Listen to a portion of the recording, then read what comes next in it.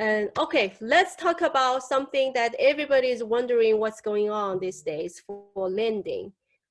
Are we still can be able to have the mortgage, buying the property? What's the process looks like these days, Tina?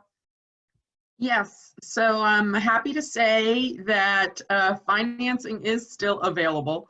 We can definitely put some people in homes. In our industry has always been a little more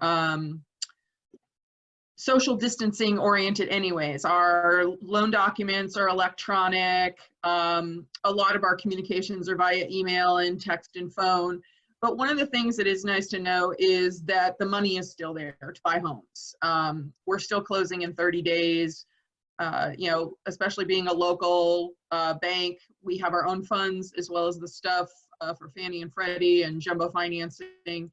You can actually get into this house with as little as 3% down.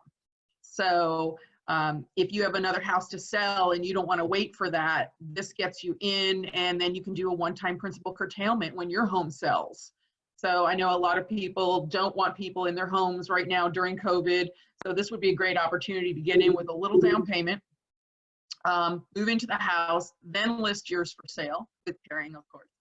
And then once your home sales, do what we call a one-time principal curtailment, which allows you to, let's say you cleared $100,000 out of the sale of your home, and now pay the loan down and re-amortize it. So base it as if you were always putting that $100,000 down, not just the minimum 3%.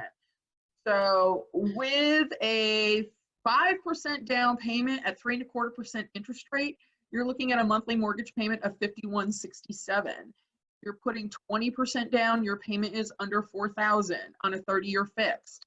So very affordable home in an amazing neighborhood with great schools. So happy to report that title companies like Ming's are working hard with us to get closing documents out, to do title searches in a timely fashion so we can get our loans to closing. And everyone is cooperating in making it so that you do not have to put your life on complete hold with everything that's going on. Certain aspects of it are, but not, fortunately, the lending process. Yes, I have a question, Tina.